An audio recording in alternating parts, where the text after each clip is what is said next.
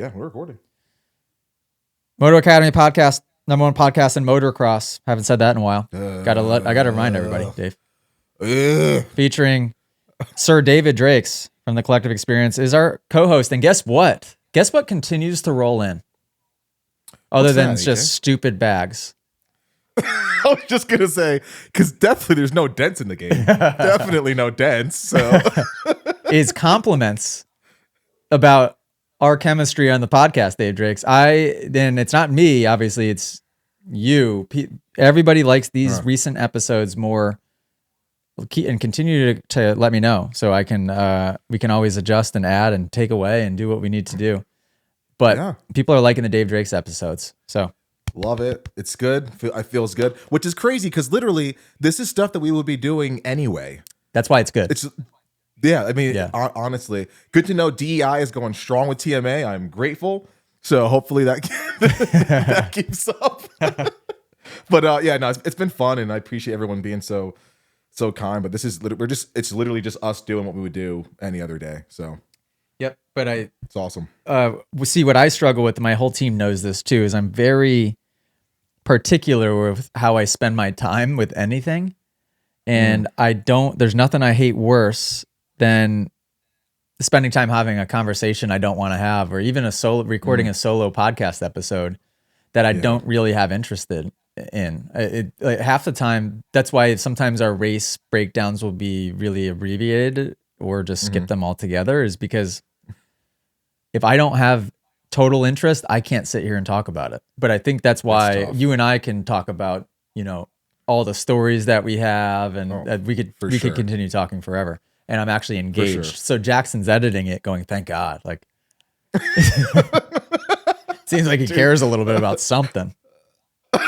Dude, I don't know if it's going to be in, but just talking about like the team that you've curated, dude, it like, I think about it now. It's like, dude, what would I do if I did not have Jackson in my life? What would I do if I didn't have like Jamie to look forward to seeing at the races? What would I do if I didn't know Jay Kavanaugh? What would I do without Rob? What would I do? With like, dude, I can text Ethan and we can just talk back and forth like we've been family for 20 years. You know what I mean? Mm-hmm. I don't like complimenting you, but I have to. The teams that you curate, it's just, if they literally become family. Like, I don't think Jackson and I could be any closer, honestly. Like, it's insane the amount of like camaraderie that there is in the group. It's insane. It is very, very, very, very, very, very difficult to do. And painful to do, honestly, and I've messed up most of the time. Like, where I think that I messed up, that my biggest mess up ever was probably AJ number 2. I would love to have AJ2 back in some capacity. I haven't made the time to have a conversation with him or see if he would ever be open to that in any way. But like, things were moving so quickly at that point. Just having partnered with Jet, like everything was happening all at the same time. And I had to make a really split-second decision that to basically my best friend at the time. I mean, AJ number 2, we became so close because it was like our thing. It was only me and him. Yeah. Him and I came before anybody really with this. He was my first employee, I think. And then Cameron Cam was like shortly thereafter. And so him and I would talk on the phone for hours every day and just bounce things off each other and brainstorm. That was basically the brunt of what we did. And things actually started to happen because I had another guy to help execute stuff. And it was like the beginning. Without that, I would have never been able to start. And so to make the decision to get rid of him when I did, I think it was just too abrupt. And I've hired the wrong people many times. It's really difficult, and we're going through it right now. So, and I don't know if you've been updated on anything yet, but HR Hannah. Oh no. I know. The last person I would have wanted to call and give me this news, but it's for the perfect reason. Calls me 2 days ago. I just landed a red-eye flight from Phoenix, so I'm completely exhausted. I'm barely alive. And you could tell as soon as just the way she says hello on the phone, she's nervous. I'm like, oh no, here we go. And she says, AJ, my dad called me and it kind of is coming out of the blue in that I did not anticipate this to happen this quickly, and he wants to retire and he wants me to take over the family business. And so I think that's what I should do. Which you can't, I mean, honestly, she phenomenal. You can't say anything bad about her. She's so phenomenal. And you can't see anything bad about that decision. Nothing wrong. Exactly. Yeah. Exactly. Yeah. And the cool part is I don't think you've ever held anybody back from like what they wanted to do, you know? Like usually you have some employers that are like, yeah, you know, they try to keep you in this box, and you know, if you do something really well, they want to just pigeonhole you there. But I don't think you're one to not let, you know, people level up and like see them off better than you got them kind of deal. You know what I mean? At least to me, it's what it seems like. But that's how you keep somebody motivated. You have to create a path for them so that they evolve and feel like that there's room for them to evolve as the Moto Academy grows. Like that is my main thing that I preach. It's the ownership of, listen, you're not just an employee. Like you can create whatever role you want to create for yourself, and you can make as much money as you want to make with the Moto Academy. You want to make $1 million one day? I guarantee you, if you're good enough at what you do and you are creative enough within the Moto Academy, you can make $1 million a year with the Moto Academy at some point in the future. I guarantee it. You want to make $100,000 a year? I guarantee you can do that. If you just own your role, get creative within it, develop a new role, like you could do whatever the heck you want, as long as you enjoy it. That's the biggest thing. Yes. So yeah, Hannah drops that ball on me, and I'm just like immediately like, well, you know, that couldn't be for a better reason to go work for the family business. It did. And you know she's gonna crush it, dude. She's gonna be phenomenal. Yes, well, she's excited because now with everything that she's learned, yeah, you can go start a business and run a business and grow a business. Like she knows how to run every part of a business as her and I have kind of learned together. HR Hannah came early days kind of too. I mean, I feel like she's been around forever, and she started as customer service, just doing customer service emails. And very quickly that escalated into basically like an executive assistant role where she was just handling like a whole umbrella of things directly underneath me, and then turned into COO, operating the whole company underneath me. And then she needed an executive assistant, dude. Then she needed an assistant at one point because she was kicking ass. Yeah, and then Heather comes on so that Hannah can have an assistant. And now, Hannah drops that ball on me and that bomb on me, and I'm going to miss her. But at the same time, my head goes to amazing. What an opportunity to get creative here, because this is what I do. This is my job. This is like my job as CEO is to put the right people in the right seats and elevate them. It's key. And it's like musical chairs sometimes, it feels like, because you might have the right players, but if you have them in the wrong spots, they're useless. So I've even done a lot of shifting behind the scenes of just people being put into different roles, same people on the team, but just bouncing between roles. So immediately I'm like, wow, okay. Anytime this has happened, whether it's on my own accord or somebody wanting to leave, it's always worked out for the better times a million. I mean, it's not even like, oh, it was like, thankfully that happened because things are a little better now. It's like, no, I couldn't imagine it any other way. So what an opportunity. Within 48 hours, this is what I've done. This is too soon to certainly tell the public, but I'm going to do it anyway. Like you always do. Heather. You know what? Hold on. One time before, do you remember before we switched to Honda, how it was like we were like keeping it under wraps and secret? We were like, hey man, we can't really talk about it. It's early days. We haven't even like really inked the deal. AJ hasn't checking the bikes down yet. You know, it was early. We were at class at Meadow Creek, and some kid walks over and goes, "Oh, Dave, are you excited that AJ's going to Honda?" I'm like, "How do you know?" Like, and then lo and behold, AJ's been telling people for months. Oh yeah, just chatting for absolute months. Is that Allie? If you're in the app, Millie's been wanting to come on a podcast episode. For a while. Millie. Hey, Millie.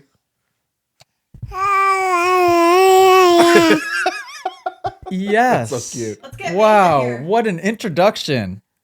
What else do you Yeah, want to say, Maeve's Millie? upstairs just raising all heck, man.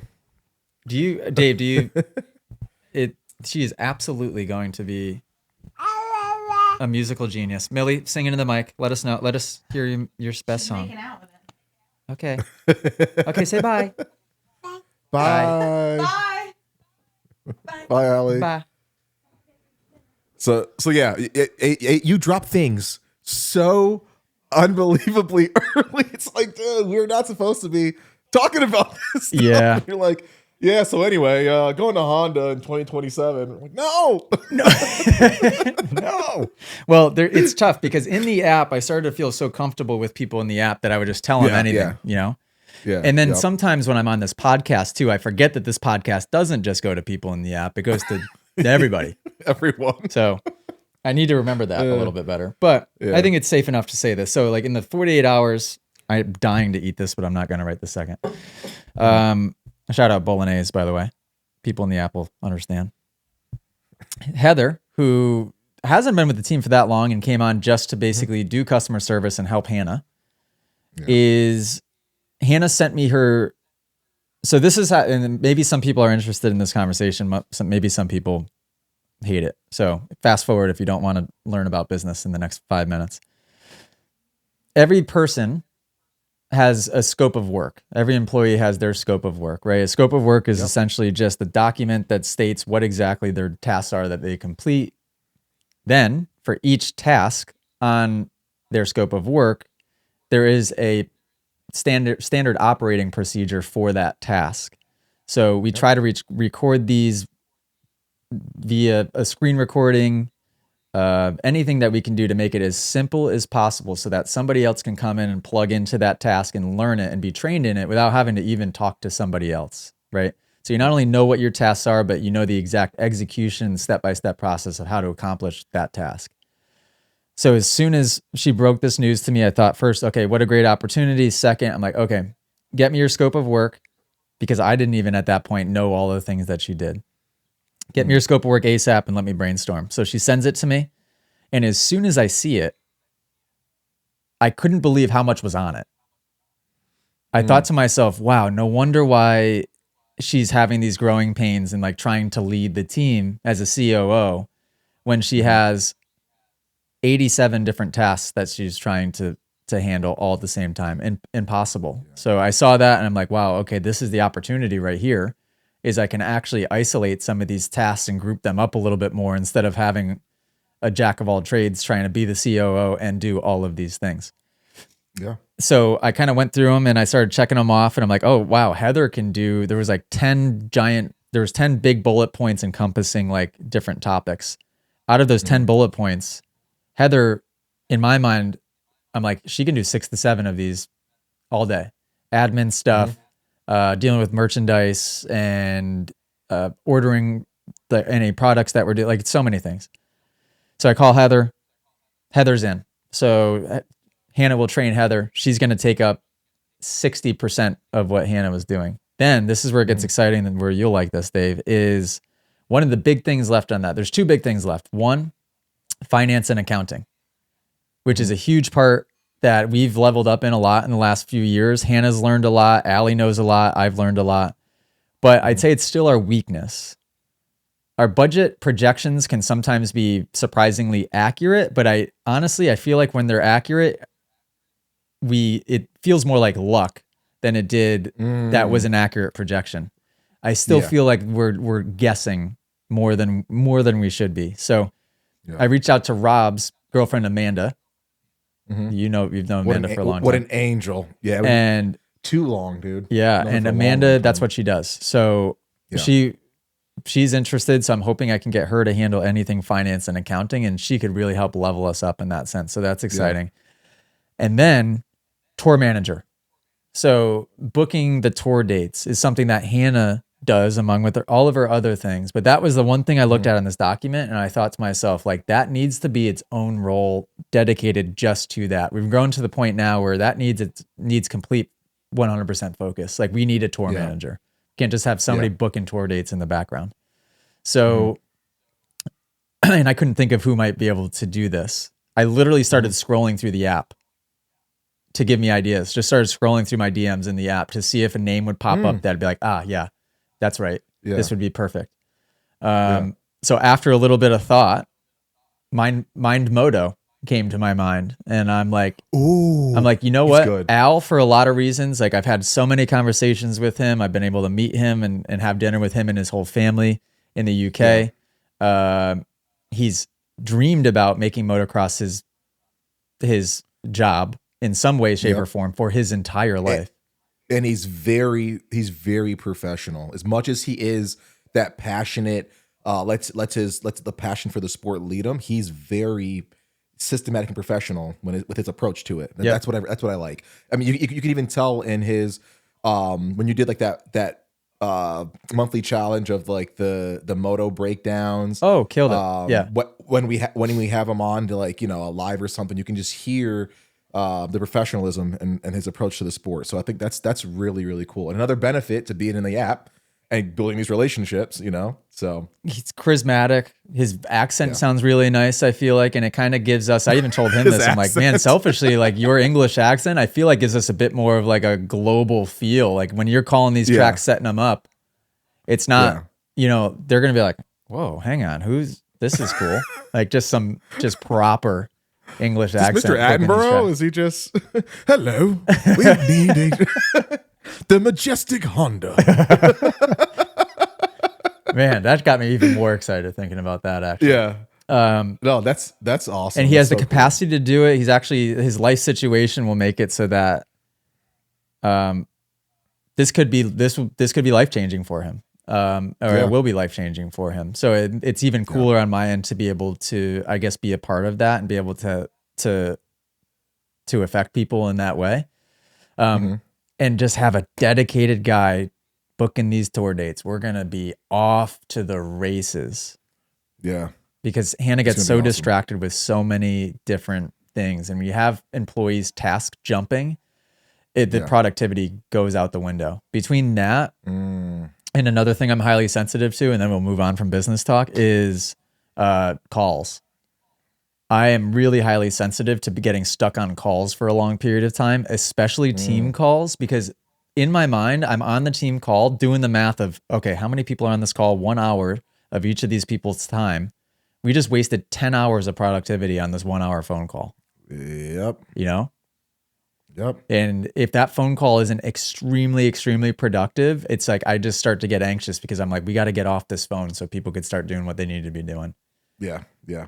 It really, especially if you've ever been in corporate America and like you get pulled into like a meeting where you're like, this literally could have been an email. And then you end up with like we're going to have a follow-up meeting to go over deliverables from this last one. It's like, what? Why? Yeah. Why do we even have this first one? Oh my gosh, that used to drive me insane. Like, why are we in this meeting right now? And this literally could have been hey, let me stop by your desk and just rap with you for like 20 minutes. And let's implement it, Now we got to get this department in here and this department. And I'm like, oh my gosh, dude, that drove me crazy at one point. Yeah. It's honestly the worst. Yeah. I think what's good is our team is really conscious of it. You could tell. It's like, it's not like people want to get on there and waste all the time, but people want to get back to what they're doing, which is good. Yeah. So I love that. What we're going to talk about in this podcast now that we're 23 minutes in is Ethan, shout out Ethan, created a little note section for us. I'm going to have to just figure out how I'm going to access it while FaceTiming you. But to queue us up with some podcast questions from inside of the app, just a couple, I think 2 or 3 that were really, really good. And then a couple of comment responses back to post questions that we did on Instagram. Nice. So, and then maybe a couple of other things in there. I'm not sure, but I'll bring it up. I like that. I do want to, going back to AJ number 2, that dude is crushing it as a team manager right now. So going from helping you to stand the team up to standing up essentially his own team with Henry Miller, pretty freaking cool, man. So I'm proud of that guy. Another person where, again, if I did not know AJ number 2, aka Akeem, where it's like I can't picture not knowing that dude, and being as close of friends as we are. So I miss him. Shout out to him, Akeem. Man. Oh my god.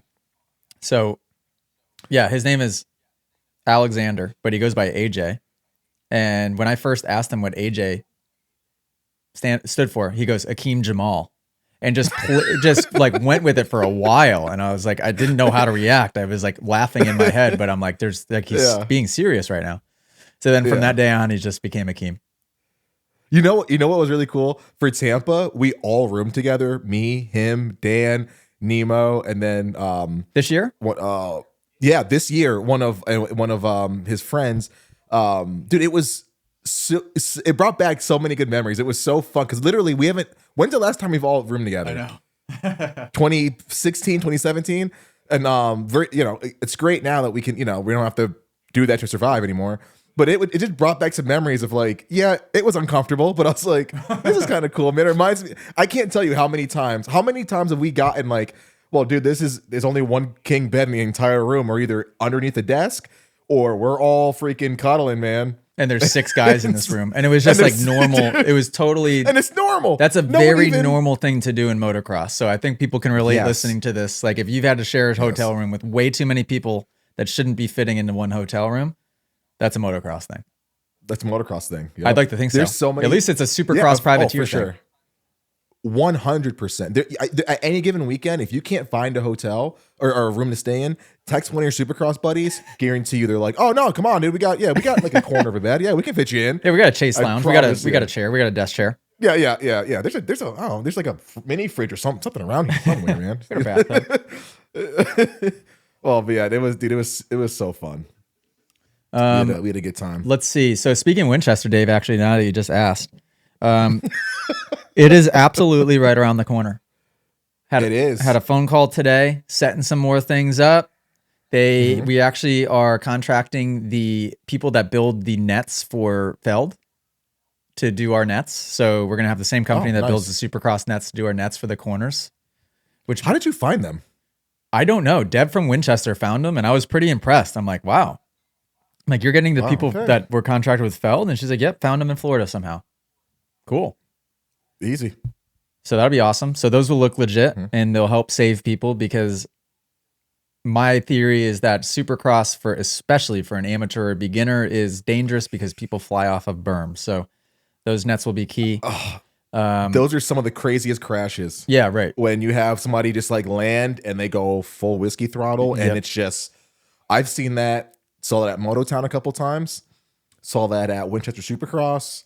I've seen that at a couple outdoor tracks too, where people just land and they're just lean back. Well, it'll save the fast guys, because if the fast guys are going to wad themselves, it's usually going to be a cartwheel of some sort, right? Yeah, and you might cartwheel off the berm. It's going to save the slow guys, because it's going to save them from a whiskey throttle going just absolutely to the moon off of the berm. Yeah, which is probably the most dangerous thing you could possibly. It is the most dangerous thing you could possibly do on a Supercross track. Yeah.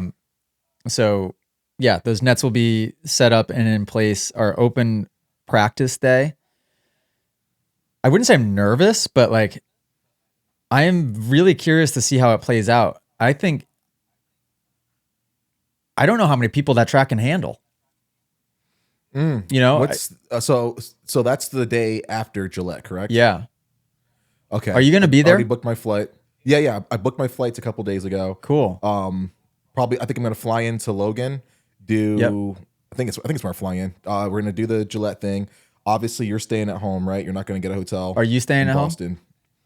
So I'm flying into Logan. I'm going to stay local in Boston. Yep. Grab a hotel for that night, and I think maybe after the race too. But I was going to see what your plans were, to see like what's everyone doing, and then I was going to like plan accordingly. Okay. Yeah, I need to figure that out, the logistics out a little bit more. Allie, the trip winner, will be flying in. She's 17, so she'll be flying in with her mom and her dad. So we got them their own rental car. Yep. And then who else do we have flying in with our team? Jackson for sure. Jamie will be driving up, so he'll have a vehicle. Driving. Ethan's driving. Ethan will be driving up. I'll be driving up. So yeah, I don't know the exact plan, because it would almost be easier if we were all just flying into a place and had a rental car, so we were stuck with each other. We're all going to kind of be coming from different places. I just imagined I would drive up to Boston the morning of, watch Supercross, head back, sleep at my house probably that night, even though it's going to be a good bit of driving. And then our open practice starts on 10. So at least we can, don't have to be up at the crack of dawn, but 10 a.m. on Sunday, and we'll go till 8 p.m. So it's going to be a ton of open practice time. Yeah. We're trying to break up the groups strategically as we can, but it's tough because you don't know how many people are going to show up. I would imagine a lot, and it's also very weather dependent, right? If it's super nice out, we're going to get, I would imagine, a lot of people there. Yeah. But definitely. I'm really excited. So we do not have registration open to get a membership or to sign up for racing just yet, although by the time this episode comes out, maybe. So go to the motoacademy.com.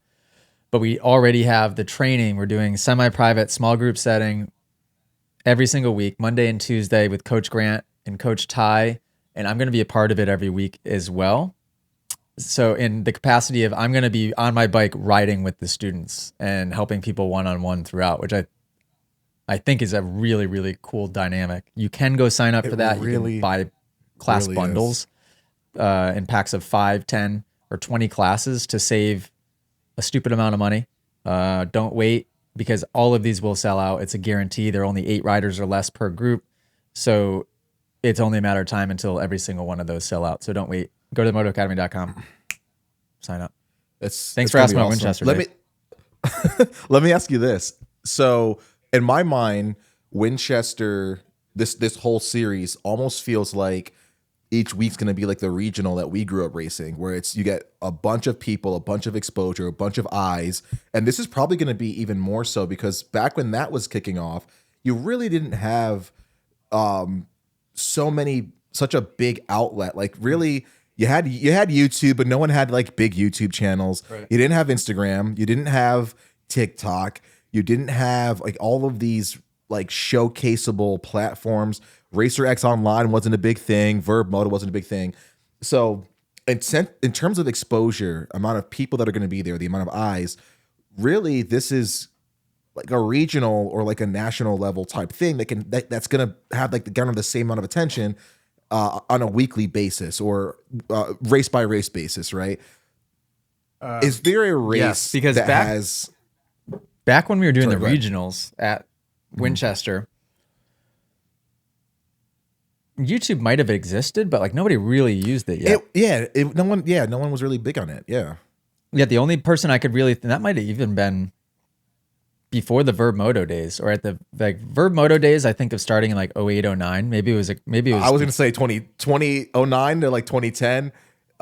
They started to really climb, and 2011 is when they popped off. Do you remember they had, for outdoor nationals, they had a different mega edit like every single weekend? Oh no, I don't remember that. With songs that, oh my gosh, the songs were like the trendiest, most viral songs. This is before viral was a thing. And dude, they were popping every single week. Verb has done a good job. Then it was MXPTV. So shout out Matt Wozni.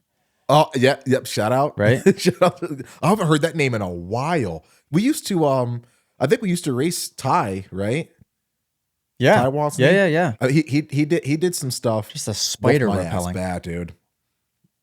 But yeah, what were we talking about? What I was. Dude, it's gonna be, it's gonna be sick. We're working on, so like for the soft opening, we just bought, or we're buying a Starlink setup, so that way we can have the best possible internet. We're gonna practice and do a little testing to see how we can properly do a live stream on race day, so that way people can, maybe family members or people that want to watch the race can pop into the app and watch a live stream of race day. I think that would be really cool.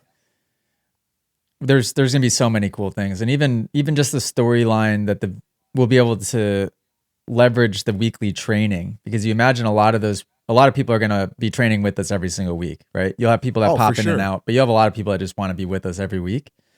You can create such good storylines out of those people, out of their progression. I think my concept always was being able to do something sort of Camp Woodward.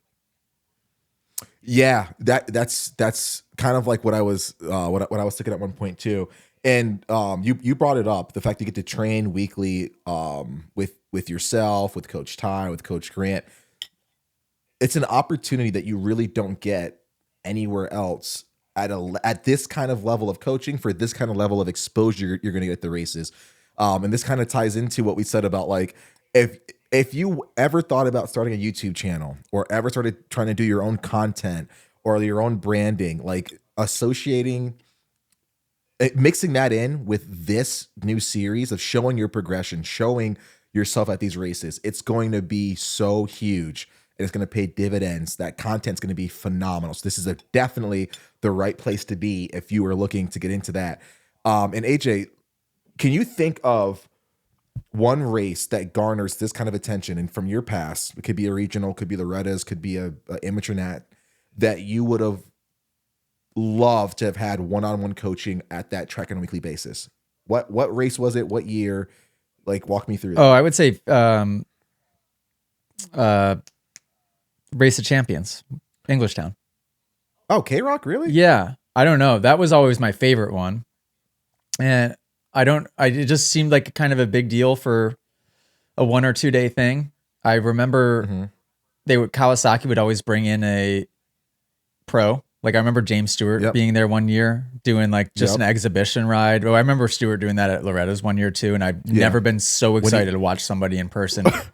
And he tripled the finish line section, which we all knew he was going to do something crazy. And like, sure enough, he triples the double the finish line section. Like on a bone stock KX250. Wild. Insane. That was so cool. And at Englishtown, watching him go around that track, because every jump was a massive whip jump. It was epic. Yeah. What about K-Rock makes it stand out for you as a track that you wish you could have had the coaching on? Because to me, I look at a track like World Minis back when it was in Vegas, and it was so dry, oh my God. so slick. I look at Ponca. Ponca is its own unique race. Decently big jumps, some hard pack sections, mostly loam, deep ruts, gets rough. I could think of Minios. Like why was K-Rock such a standout track for you and something that you'd want to? I don't know. I think I just liked it. So it was probably the track I actually didn't need training on because I was quite good there. A track I would need more training on probably would have been Minio's outdoor track because there's so much elevation too. There's so much time to be made or lost. If you had some actual training and breaking that track into sections, you could gain crazy time. Yeah. Crazy time. There was just so much going on. And especially when I was young, it just felt like it was a 20-minute lap time. It was long. It was really, really long. It just sprawled out across a lot. It was up and down. It was so intimidating when you're on 50s and 60s. So intimidating. Yeah. That's interesting though. I wouldn't think of K-Rock. I will say the reason why K-Rock comes to mind for me as like one of my top 3 is I saw one of the most disrespectful moves of all time. And this is the equivalent. We talked about this last weekend of like, what's the equivalent to a basketball free throw? This is the equivalent of breaking somebody's ankles in motocross. I believe it was Jimmy D racing Zach Bell. And this is when Zach Bell was like, he was pretty small. I think they're on either there was either Super Mini or 85, like senior, like 14 to 15, whatever mod. And I saw Zach Bell scrub underneath Jimmy, and I'm pretty sure it was Jimmy, basically underneath for a pass. And I just watched that and I was like, that is so disrespectful. It's like, that is insanely cool and super fast. But that is the most disrespectful thing, dude. That is like, once that happens, if that happened to me, my dad would walk away. He'd be like, "Oh no," I just picture that. If that happens now, you gotta like have everyone like flood the track and rip that guy off the bike and just like taunt him and stuff like that. Englishtown was the place to do that because there was like the big table in the back that you could scrub the crap out of. In fact, out of anywhere on that track, my first year on big bikes, I made more passes by scrubbing underneath people on that tabletop at Englishtown. It's like bringing you kind of out of the back section. So you do the big step up. And it's a very, hit the rollers or whatever was after him. And there was a couple turns. It was like the tabletop. Then after that, it was sick. Going towards the starting gate. Yeah. That one, with a massive lip and and the landing was pretty steep, but it wasn't very long, big, like in distance. I think it was like 50 or 60 feet, but the face was super, was super big, and they never, if I remember correctly, never had a rut in it. It was No. just begging for someone to just go off and do whatever you wanted. Perfect. And that's when I first started practicing too, like my kind of turn down scrubs. I remember speaking of Matt Wozni, he got a picture of me in practice at Race of Champions my first year on big bikes. And I'm doing like what I thought at the time it was a sick like turn down scrub. I had like an NESC crew neck sweater on. Editor's note, it's probably somewhere on Google. Yeah, search it. I don't know how you'd find that, but New England, what is it called? New England, no, New Jersey Kawasaki Race of Champions. Kawasaki Race Champions. What am I talking about? Yeah. Go find that photo because it's pretty cool. But I made so many passes by scrubbing under people on that jump. So many, all my passes on that track were on that jump. We got questions, Dave, from inside the app. Let's go. You want to hit them? Let's hit them. You'll probably be able to answer first question better than I would. First question from Carter Pratt. What are the best tires? Ooh, that's such a subjective thing. So, can I get nerdy? Am I allowed to get nerdy? Yeah, on the show? because you, like I said, you can answer this better than I could. Yeah. So, it's so subjective, and it really depends on the bike, the conditions, and the discipline. So, one very broad thing that I can say is finding a tire that is right for your application. Generally, go for something that's in the like a mid to soft compound. Those do a lot better on harder pack tracks, if you were to go to a harder pack track, than a hard pack tire on a softer track. So it's almost like you get, mostly the mid to soft support, but if you do end up on a hard pack track, you're not going to suffer as bad as if it was the other way around. I would say there are varying degrees of carcass build. So if you cut a tire in half, you look at the cross section, you can see how the crown of the tire is developed. If it's more of a steeper, almost like a triangle at the top, usually what that feels like for the rider is the bike wants to tip in a bit more and a bit more quickly. So I almost think of it as like if you're standing up and you're trying to lean over, you see how you go kind of slow and then it picks up really fast, you're getting ready to fall over. That's essentially what you're going to feel in the tire. If you find something that's a bit more domed, that rate becomes a lot more constant. So you're not going from here and then fast falling over. It's a more consistent feel. Now, that is very dependent on dirt style, tire pressure, all of this stuff. It plays into it. But that overall shape of the tire can really give you certain feedback. I'd say for a faster rider, they're going so fast at lean angles that are crazy, they can get away with a wider variety of tires. If you were somebody who is a newer rider, I'd say that consistency in a more domed tire profile is a better match for you. Because there's certain tires I think of maybe being like higher end. I could. Is that not true? Like a Dunlop, let's say, is a Dunlop tire. Is it actually a better tire than some of the other ones? Like, just name something off the top of my head, like a Michelin or I can't even think of any tire names. Or is it just different, like you were just describing? I think they're just different. Nowadays, it's hard to find a bad tire. What a lot of people do like is durability. So there are better ones when it comes to durability and preventing the rounding of the knobbies, breaking down or chunking off. There are some tires that are a bit more durable, and the harder the compound, the less it's going to break down for you on certain things. Dunlop's a popular choice because they do have such a variety of different block styles and technology that goes into their development. They're always updating. Another one that I really liked is Maxxis. Had a pretty decent tire. I think I still have their STs on my bike right now. They do a lot in the way of developing for a pretty broad scope of different terrain per one tire, even within like a soft intermediate family. I know a lot of people like the Pirellis. Those too, right? Is that true? McGrath is one of their guys. I think Slay rides for them too. Pirelli's a pretty good one as well. I've heard really good things about the Pirelli tire setup and how well they last. But nowadays it's harder to find one. Obviously, a lot of what people go for is whatever's on sale, right? Whatever's a better deal for them. So of course, if it keeps you out there, buy what you got to buy.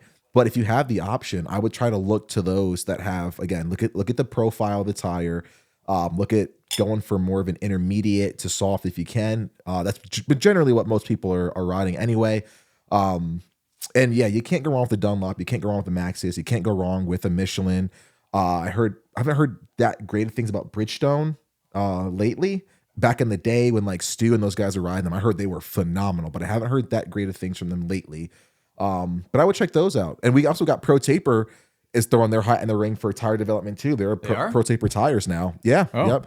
And they're kind of going for more of that economical pricing where like a rear tire for them is like 70, $80 instead of like 140, 150 or whatever it is. So, wow. Yeah. Yeah. I would say intermediate. You can't go wrong with the top three, Dunlop, Maxxis, Pirelli. Yeah. Check tire pressure and, yeah, you should be fine with those. I do like those, but if you want to get nerdy, check out the cross section and play around with what you'd want to. Carter, if you have a couple tires that are on your radar and you aren't sure, send Dave in the app a message and just ask him, hey, should I choose this one or this one? This is kind of what I'm looking for, a feel. Dave would be the right person to ask.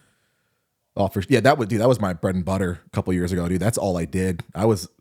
Me and Michelin were like this, dude. They would fly out, we'd do some testing, and yeah, those were the fun days before it got kind of hectic. I know a lot about Michelin rated restaurants.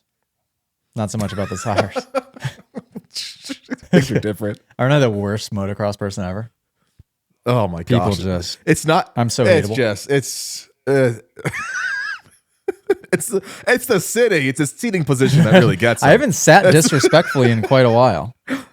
Oh, dude, there you go. So, whatever. Dave, guess what? I've got some other news that nobody knows about.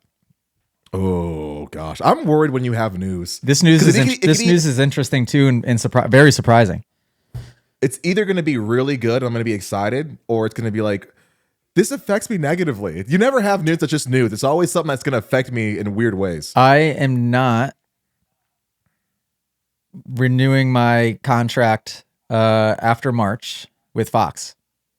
Yeah. Yep. So we've been going back and forth, and I bet you there's a future where it could potentially make sense. But at the moment, there's everybody always asks in the app too, like, how do you get sponsors? You want to make sure that you and the company that you're wanting to get sponsored by are aligning in what the mission is. Like, you could like the people there, you could love the product, but sometimes the mission is a little bit different.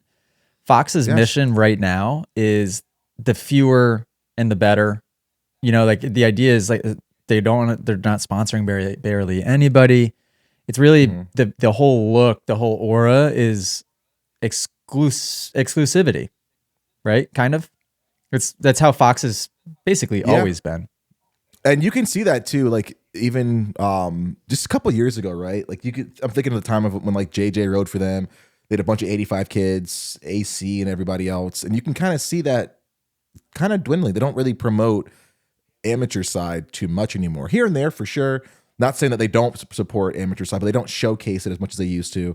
And I think a lot of brands are trying to go for that more exclusivity, the scarcity kind of building a bit more demand, and like, oh, well, we don't sponsor everybody. So if you want to look like us, you got to pay for it, you know? It's sort of like the Red Bull strategy kind of too. Like everybody wants a Red Bull helmet. Yep. And they said on our last phone call too, that they really are zeroing in on just a select few Supercross guys and a select few MXGP guys. And what Moto Academy is trying to do is we're trying to be a community. Like we're trying to outreach to everybody. So like that final phone call really kind of made sense of, we've been trying to force this thing into working somehow. And it just ultimately no longer made sense, which I love Fox stuff, and I'll still continue probably to wear Fox stuff sometimes. So I don't know but to talk about cool opportunities, this provides a cool opportunity because Moto Academy is a crazy value for a gear company. Yeah. We signed a deal this year with Motorsport. So we're partnering with Motorsport for 2025. I don't even know if I've said that yet. What that partnership allows potentially is an opportunity for short-term, like I could just wear anything and everything. Yeah. And just do product reviews on this and that and try this and that. There's certain things I'd probably stick to, like where my head goes immediately would be boots and helmet. There's a lot of good helmets though that you could choose from. I'd probably be, or I know I would be most particular about boots.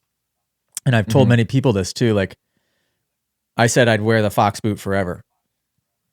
And that might hold true still. I like the Alpine Star boots for sure, but I just love the Fox boot. I think I'm going to have to stay in a Fox boot no matter what. But I'll be excited to play around and see what ends up happening with this. So yeah, that's where you and I differ. We differ in our brands for sure. We will never agree. I think we did at one point, but a tremendous opportunity. Number one, and no fault of Fox. Every brand has to pivot. At one point, TMA was way different than it is now.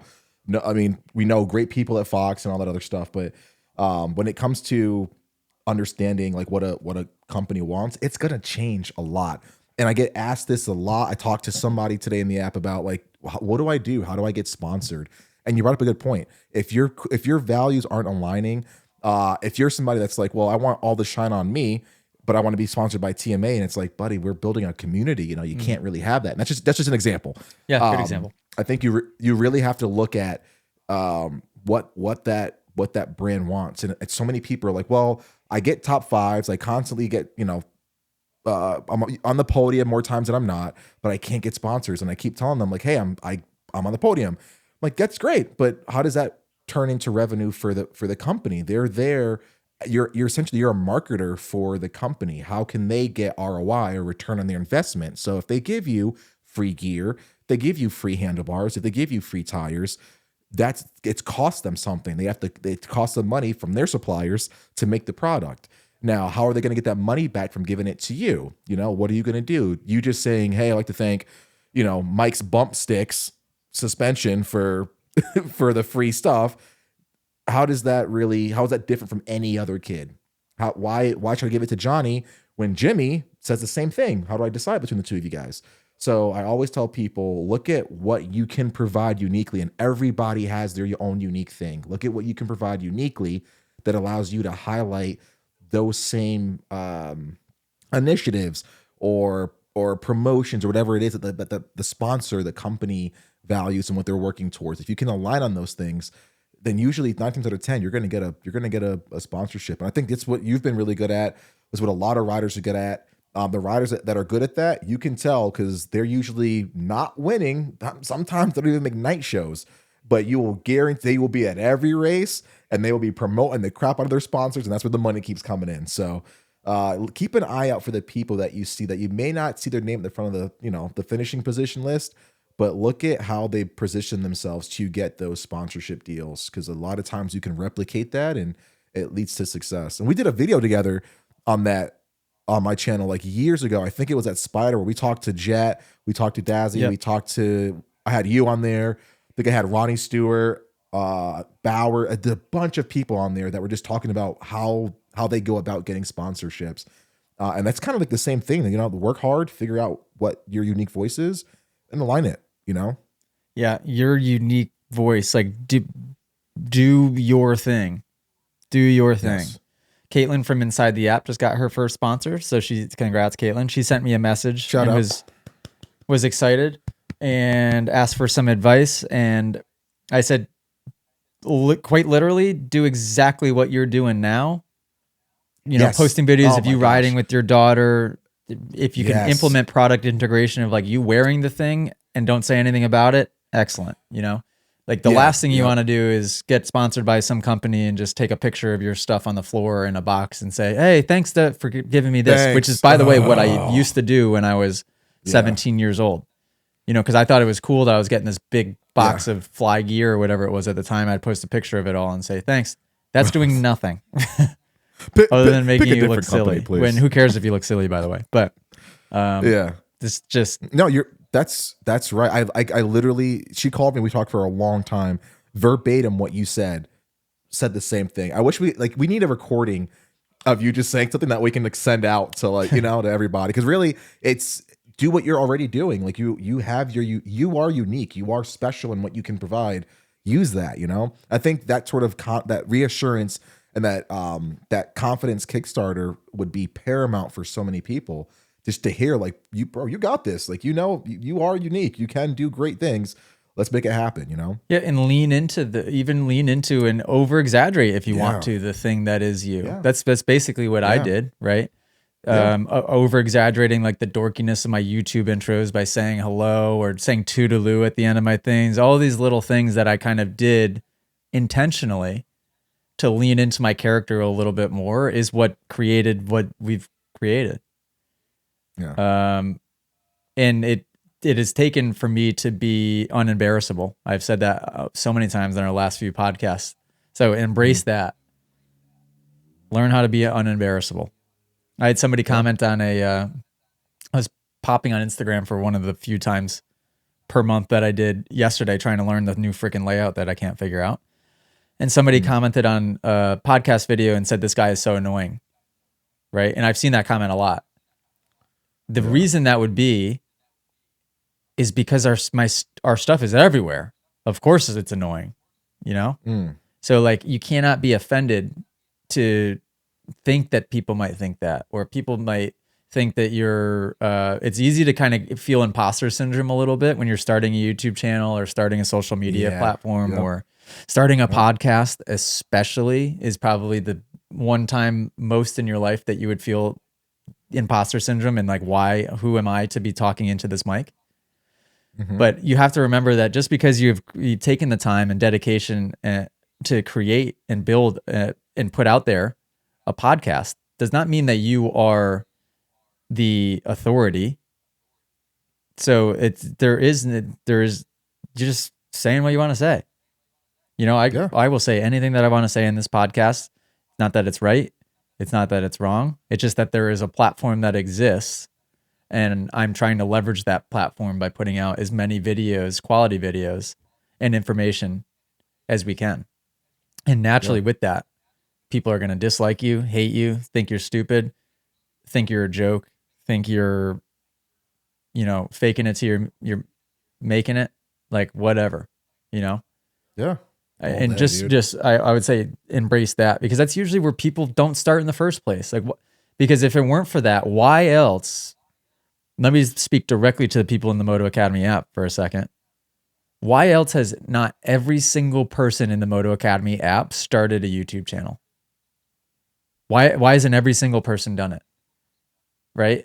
I would argue that a lot of the reason for a lot of people is that they are afraid of putting out videos and nobody watching and being embarrassed by judgment, that, right? Judgment, comparison, yep, embarrassment, a lot of that. And what's crazy is that the people that say that would make the greatest content. They have the personality, they have the unique shtick, they're fun to talk to, they're engaging, and everyone's like, "Oh no, I couldn't do it." I'm like, "Yeah, you could." It's crazy, but yeah, I agree, man. I wish people, I wish they took that leap more. And yeah, it's scary, but we're a good soft place to start that at is the Moto Academy app, because everybody is so engaging and kind. And if we make fun of each other, it's only in jest because we love each other. But that is a really cool place to soft launch, if you will, like your brand, your channel or something. That is a place where you can get constructive criticism, you can get encouragement, and you can just work out the bugs, butterflies, kinks, whatever, and then be on your way. 100%, 100%. And also in the app, you've got a network of people that will subscribe or follow and engage to kind of give you that little boost to get you off the ground too. So you're not starting at ground zero. You can at least start with some people in your community backing you, watching the content, which that alone is helpful as well. We got another podcast question, Dave. This is a really good one, and I have never been asked this specific question. I'm excited about it. It's from Jacob O. inside of the app, podcast questions. He said, how much benefit has anyone found from riding a pump track? And as soon as I read that, I thought to myself, why don't I talk about this more? Because I think that riding a pump track might single-handedly be the best cross training you could ever do for motocross or supercross. Yeah, that's a good question. For every reason, right? Yeah. Have you ever ridden a pump track? It's the most exhausting thing you'll ever do. I was just gonna say it is some of the hardest cardio. Oh, What 3-4 laps and you're like, oh my god, I'm done. oh yeah. It's nuts. Exhausted Momentum. instantly. Cardio, all of the muscle groups, all the same muscle groups that you would work in Moto, Yes. by the way, because it's the same Yeah. movements. And Yeah. it will teach you bike skill. I am telling you Yes. that the best people in Supercross, if you put them all in a line and put them on BMX bikes on a pump track, they would all be good on that pump track. They know how to Who would be the manual. best? They know how to move the bike around. They know how to do these little scrub movements underneath them. Like all of that, for me at least, was learned on a BMX bike. 100%. Like, and I was very good on a BMX bike because I spent so much time on one. I think that is Who do you think would incredibly be important. I agree. Who would be the one standout in the pro lineup for Supercross that would be good on a pump track? Me. Oh my gosh. Let's see. I can name a few off the top of my head, and I'm sure there's many more. When we were little, growing up, I would have put myself against anybody. I remember. I think I told you, Roxon was the only guy I ever saw hitting the Send it. Yeah. X Factor ramps, those plastic black ramps, similar to the way that I was. I would jump those things so far apart on a 16-inch BMX bike. It was insane. I would never, ever, ever, ever do that now. And like, no helmet, nothing. I would just send it. And I never messed up somehow. Roxon, very good on BMX bike. Justin Hill, guarantee it. Yep. That's my dark horse right there. That was my number one.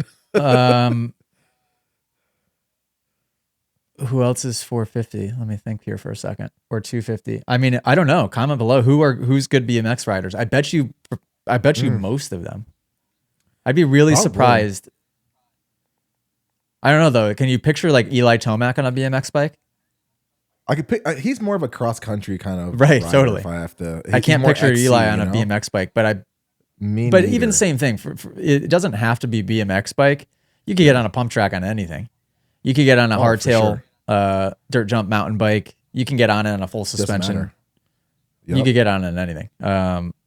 Yeah. But that bicycle skill it's really good. Translates. Pump track will teach you how to work the bike underneath you. It will, holy cow, it is just completely freaking exhausting.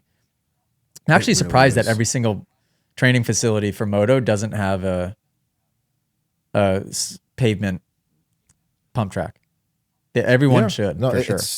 It's great training. Helps you keep your eyes up. Yep. Keeping momentum throughout the whole track. That's also can be kind of gnarly.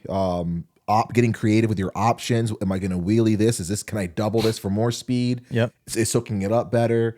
Yeah, and then just cardio. If you have not ridden a pump track, people, go ride one in your area. If you have one, promise you, it is cardio nightmare. It's insane. Oh, 100%. But really, I couldn't really make it a lap good right now. I crossover. guarantee you that much. Yeah, good question though. Really good question. Jacob O, shout out.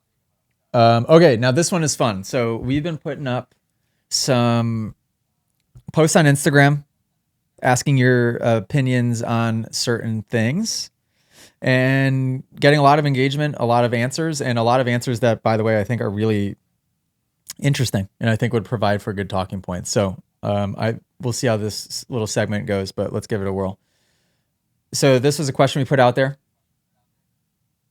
What's the most difficult aspect of motocross? You could go 1,000,001 different ways with this answer, but let's see what we got. Oh my gosh. I want to hear your input on that one. Yeah. Well, I don't even, off the top of my head, I'm unsure, but let's see. Dave Fouquet, don't know how to say that. Deep ruts scare me, but that's impressive. Oh, because this clip was me at Jet and Hunter's place going through the deepest, like, sandy takeoff. It was a step up. The ruts were incredibly deep. None of them were straight. And by the look of the video, it looks like I just picked the worst one. But I still got up over track, or was it Supercross? Deep ruts scare me. Sandy rollers in a sweeping turn can't be easy. So that's him referencing the video again. But deep ruts scare the heck out of me. Okay. So that's the biggest track, common theme at my classes. The deep Really? ruts. And straightaways or corners, doesn't matter. People are terrified of ruts. Any advice, Dave, for Gotcha. people that are terrified of ruts? Are you terrified of ruts? Not so much. I learned a long time ago, like the more you don't look at them, the easier they are. So literally, if I'm on a straightaway and I see there's a bunch of ruts, I'm gonna go for, without sacrificing my section after it, go for the area that's the smoothest. If there is no smooth one, usually you just pick one that allows you to still be able to carry the line you want in the section after it. You pick your rut. Once you're in it, you pick those eyes up, look to the end of the rut, give it that gas, and let the bike just work underneath you. The bike will do its own thing. You pick one, eyes up, and give her gas. When it comes to corners, I think it's allowing the bike to, going in there with momentum, allowing the bike to carry its momentum through. And I think where people get freaked out is they start looking down immediately at the rut. They start hitting the brakes, which kills their lean angle, which I'm sure they came with a fair amount of. Then they get nervous and chop throttle, which upsets the frame even more. Then they try to clutch, and just all these different things that upset the chassis, which make a hard section even harder. Whereas if they just came in, kept their eyes up, got in it, like AJ always says, nice and smooth, in a really good strong position with your feet on the pegs. You can stand usually pretty deep into deep ruts.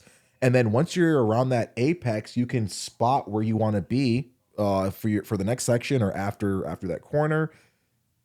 Give her gas, wait the outside peg usually is what I always recommend, and then you're out of it. These are all things that I learned riding with you for years. I also have a little bit of Tony Cat in my ear about the pick your eyes up thing.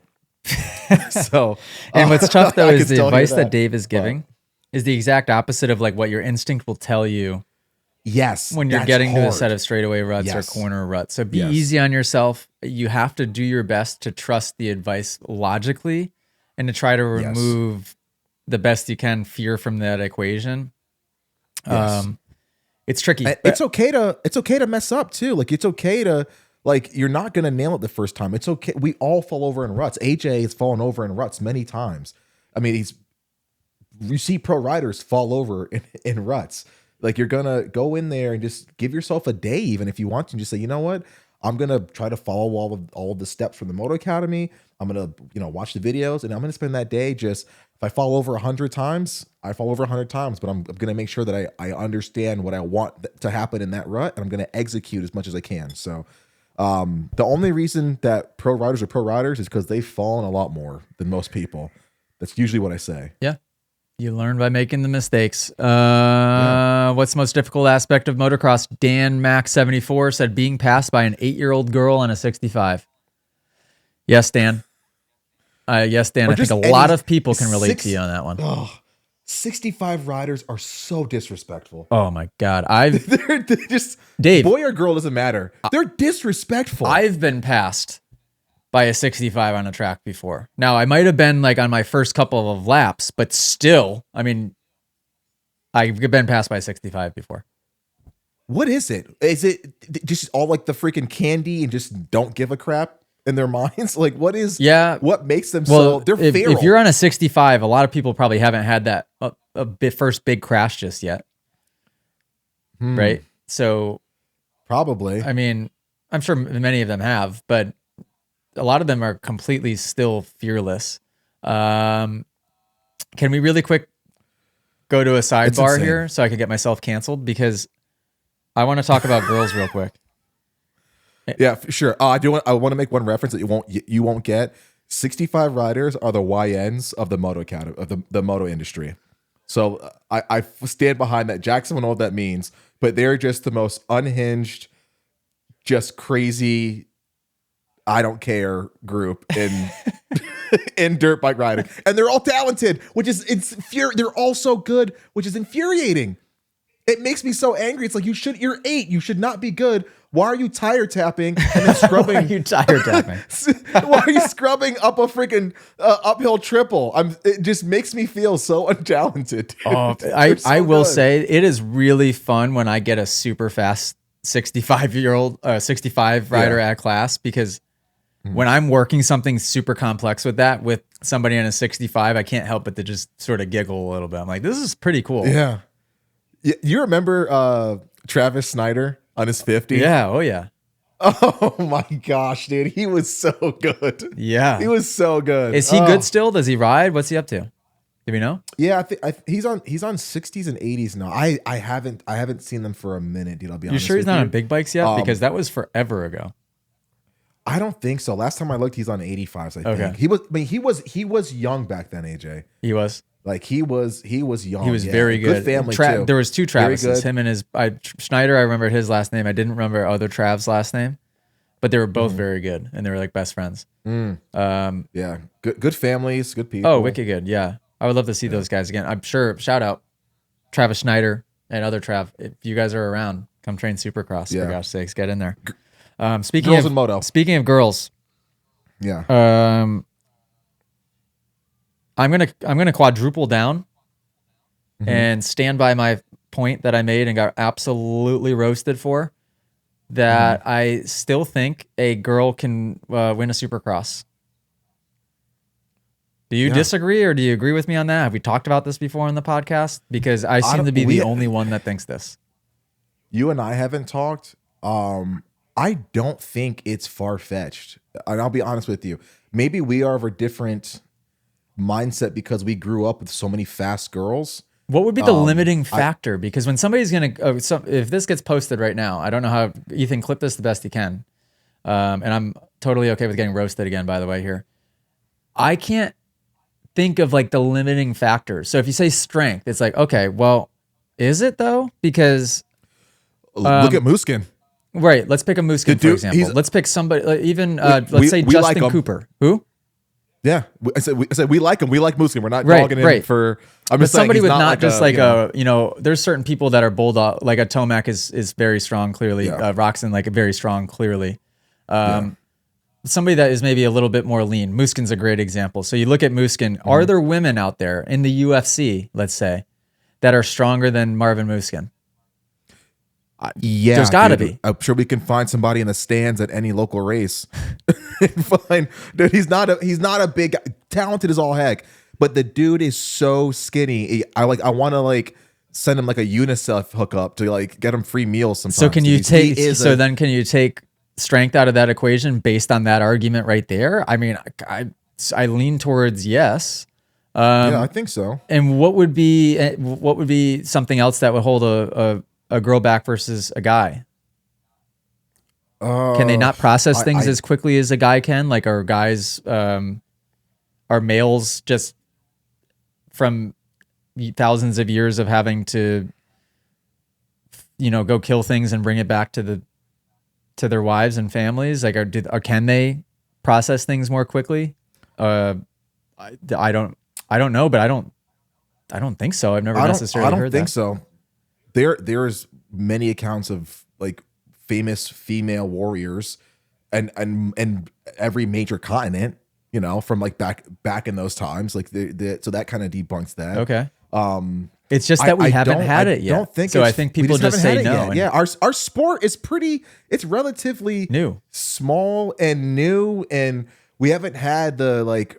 It hasn't like proliferated out like all these other mainstream sports has. Like the barrier of entry to our sport to get more people in, it's a bit harder. It's like not many people are exposed to dirt bikes unless your dad or somebody you know, or your mom grew up with it, or your neighbor, you've seen them do it or something. Like it's really hard to like if you haven't been exposed to it. So I don't think we've seen the best that like that's going to be offered to us throughout history. You know, I think we still have, and look at it, like, look at how fast JJ is. Look at how fast Filik was. Look at how fast JP Money was. Like you will see some standout women in the years to come. There are some girls right now in certain that's classes. That's just scratching the surface though. I don't think that they're good. Don't get me wrong, but I don't think they're anywhere close to how fast a girl could be. Oh no, right? Definitely, and I'm sure like for their times they are right. They're stepping, they're leveling, they're taking that level yes. up. That's kind of what a little girl will see JJ and be like, oh well, I can do that, right. And then someone's gonna say, well, I saw that little girl, no, I can do that. It's gonna keep doing this for like year after Yes. year. The same way it happens with the guys. We saw, what Jeff Stanton can do. Then we saw what McGrath can do. Then we saw, holy crap, look at what RC can do. Look what Stu can do. Yep. Or And foreign then, guys coming here in Supercross and seeing other Yes, foreign people come here. And yes. it's basically a good way to Yes. describe it. It's like the 4-minute mile. Like how many years Yeah. went by where it was looked at that a 4-minute mile was humanly impossible. And then when one person runs the 4-minute mile, how many people have now run the 4-minute mile? I think, don't quote me on this, I think a lot. Because once something is proven that it's possible, then forget about it, right now it's been evolving slowly for the women, right? I think there's been levels up, levels up, levels up.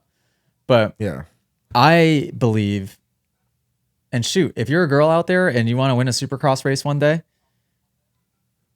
get in the Moto Academy app and send me a message and come train with me, because I guarantee you I'm going to get canceled, especially for saying guarantee. Kidding me? A girl can win. I agree, man. Stamp I don't see what the fast what the forward limiting 40 factor is. years, 30 years, 20 years, and then come back to this podcast when I said it first. Let me just claim it. I'm going to claim it right now. Dave, I'm saying it first. I said it first. So if it gets to the point where we have a large contingent of female racers that are of the caliber that can win, that can get into we'll start here. Just get into night shows. Say we get like, there's 10 women that can get into night shows and be badass. Easy. I could get a girl into a Supercross night show in the next year. What's the Stallings? Is that her name? Oh, Kaylee? Yeah. Send her to me for 1 year, maybe 2, and I could get her into top 40 to make a night show in the 250 class. And that hasn't been done before, right? I think Vicky Golden did it once, but I think there was less than 40 people, so she kind of got shooed in there.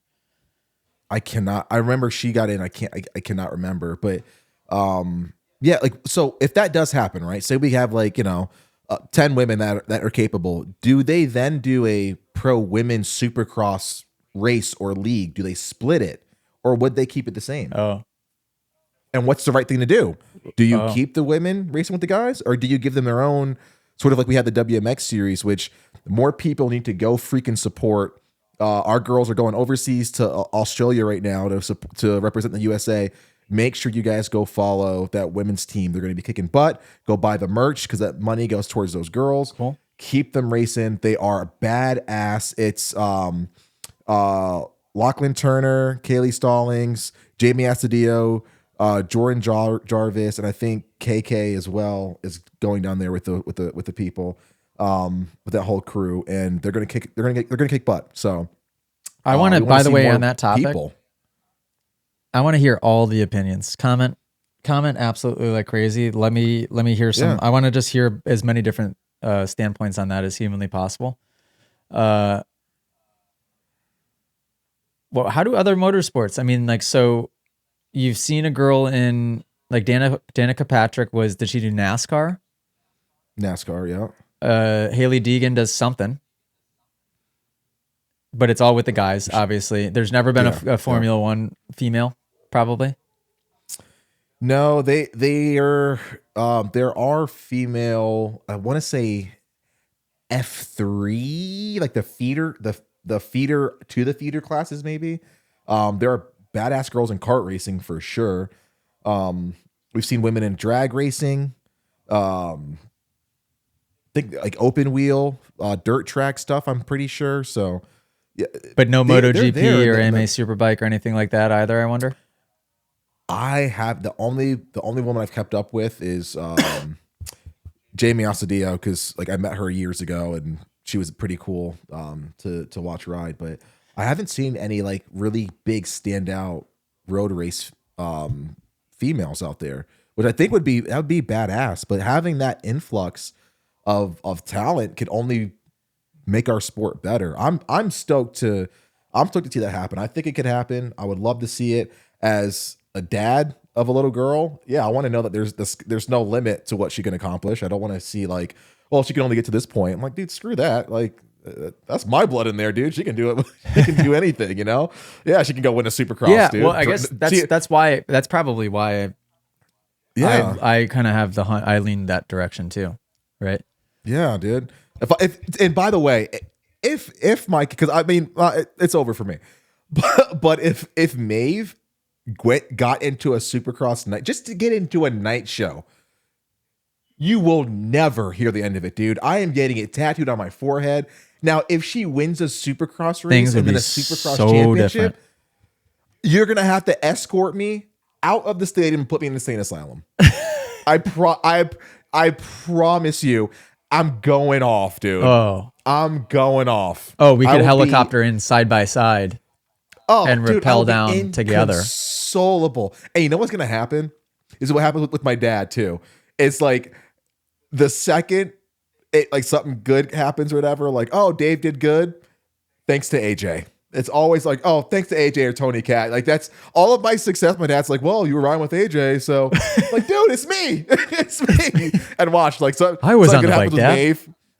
Maeve's like, oh yeah, I won. Straight to Uncle AJ. I'm like, God dang it, dude. Man. That's funny. What's the most difficult aspect of motocross? This podcast jumping all over the place. What do we got? The day-to-day fitness and eating right. Oh, I feel that, especially because I went to go push Millie up the hill with the stroller today and I DNF'd it. I DNF'd. So dude, I woke up this morning. I slept 12 hours last night. I woke up this morning. My calves were sore. From sleeping, I think, because I don't know what else I could have done. What are you doing?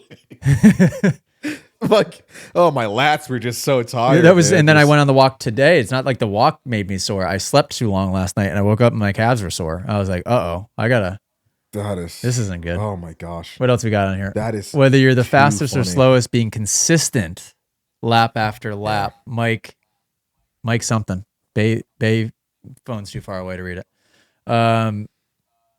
Consistency lap to lap. I heard actually Daniel Blair put up a post the other day talking about sort of like a baseline and for do X amount of laps back to back, time your moto. Mm-hmm. And if you are more than a few seconds apart per lap, means you got some serious work to do. If you can get it within, I think he said like within a second a lap, all of your lap times, you're in a really good spot. And it would kind of almost be a gauge of your skill level, because the higher skill levels will be able to rattle off lap after lap very, very, very close to each other. But I think that actually brings up a good point. I don't care what skill level you are, that should be the goal. When I teach people at class, that's sort of my mission is, listen, I'm here to teach each of you at whatever level you're at to be able to try to hit this corner 100 times in a row the same exact way. Repeatability. Because that's when riding becomes fun. It's more safe that way, and you can level up that way because you're not always just trying to survive when you're out there. You can actually tie together consistent corners and sections and laps and motos. So yes, that is a huge, Mike, based on that comment.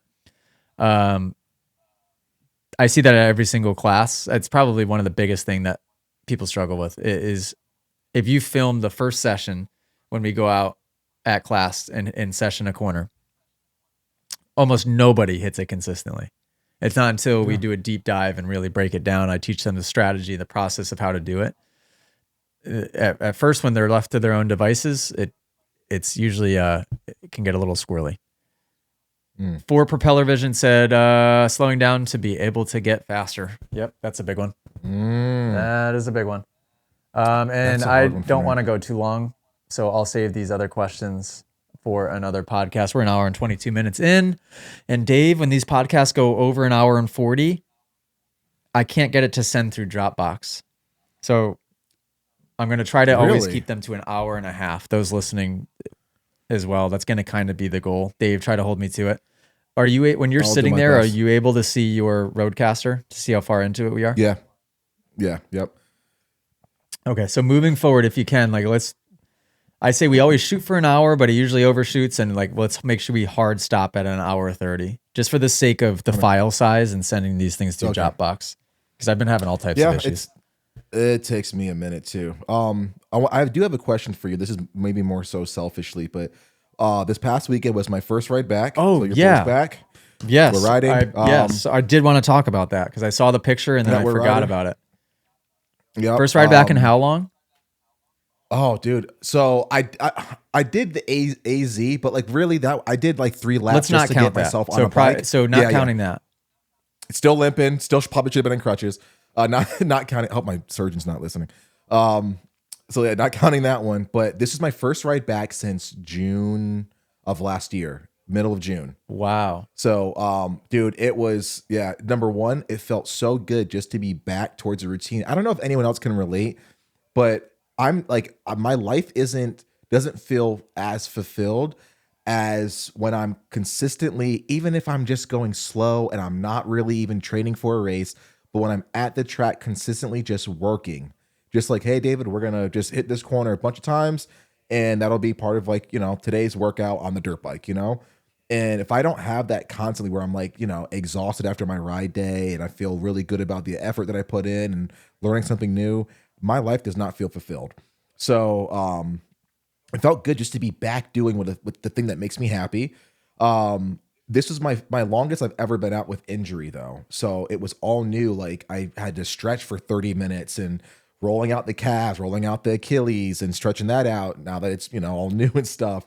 And I've never had to come back to getting that feeling of flow quite with this long of a duration. So when I got out there, I had the brand new graphics, new bars, the bike's feeling good, but I felt like, man, I am such a weak link right now. Like I'm looking down, everything feels foreign. I gave it gas, and like even though I know the proper way to ride, it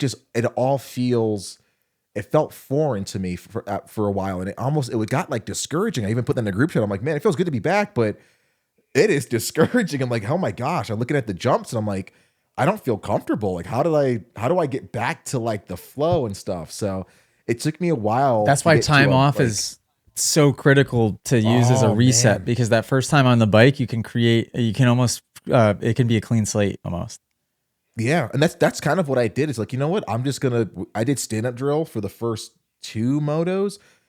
Took it easy and just told myself like, you're not showing off, you're not doing ever. Don't jump a single jump.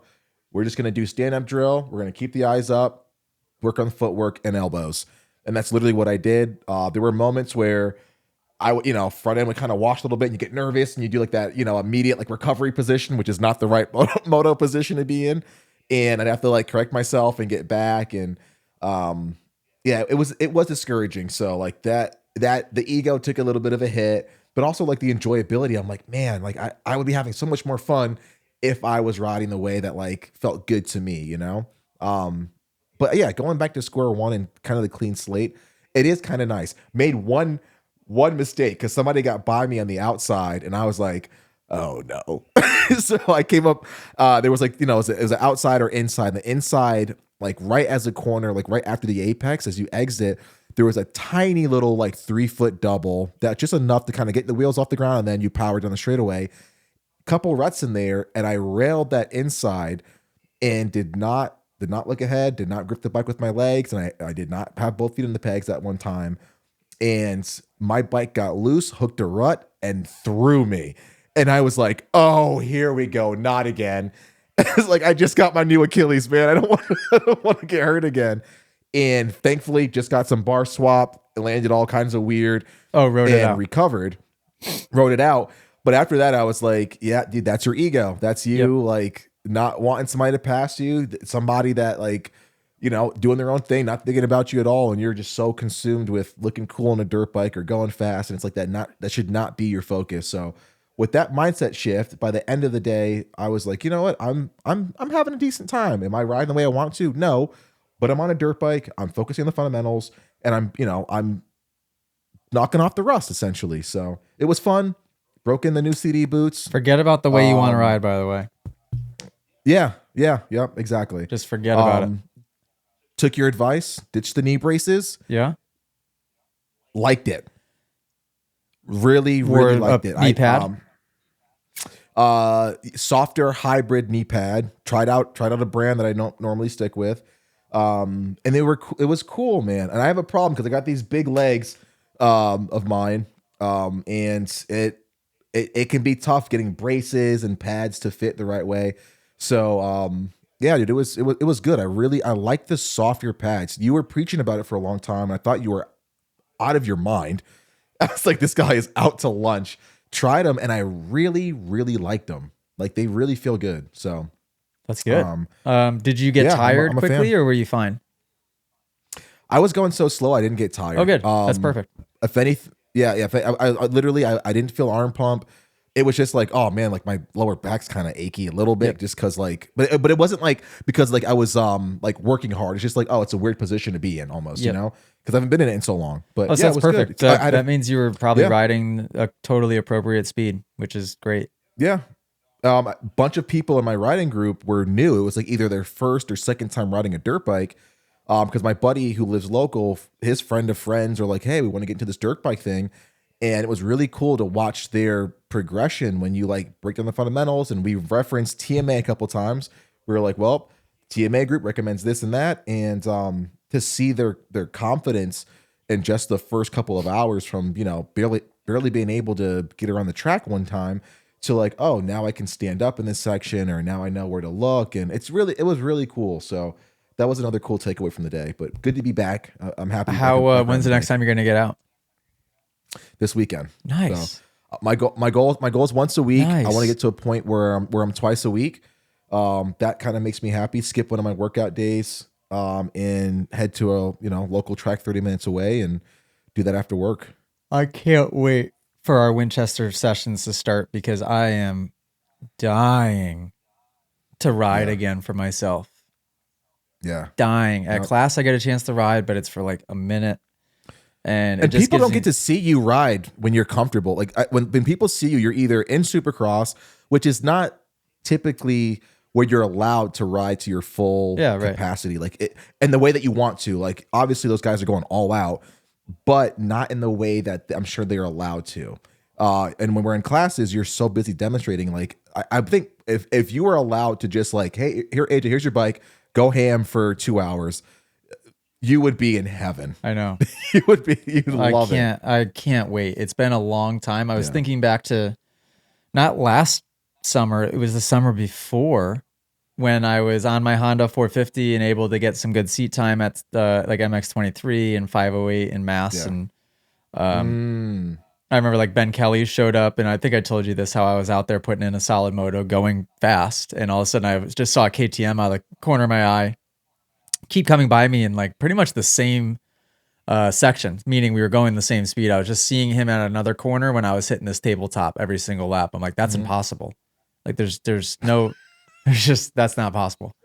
And it turned, I hate that so much. I got off the track and it turned out it was Ben Kelly, and I'm like, okay, that makes sense. And in fact, it makes me feel really good about myself because I'm only about a week into riding consistently here. And I'm going the same speed as like a factory KTM, whatever, off-road guy. And so we did our next moto together. And that was the moto that I flew off and went hydroplaned across the pond and got stuck into the sprinkler head. But I missed that was like, I was pushing hard because we went out like, I don't know. I was a little faster. So I gave him like a 8-second head start or something. And we went out and I wasn't catching him. So I was like pushing to try and catch him. And you knew he was pushing to not let me catch it. Like we were staying the same exact distance. The track was rough. They were watering it. And the sun was in a really weird spot where you could barely see. And I was like, oh, this is dicey. Like I kind of liked it. And sure enough, freaking hydroplane went straight into a sprinkler head. But I'm excited to just get back into it, get in shape, feel fast again, get to throw the bike around a little bit because I'll be able to kind of get comfortable after a little while. It's been too long. Yeah. Okay. Hour and a half. We did it. Thanks, Dave Drakes. Thanks for the 2 people still listening. That would be driver Jamie, shout out. And who else is listening? Mind Moto, welcome to the Moto Academy team. It's not official yet, but maybe by the time this comes out, you'll have signed the contract. It'll be a fish. So pretty cool. Moto Academy podcast, #1 podcast in Motocross. Toodles.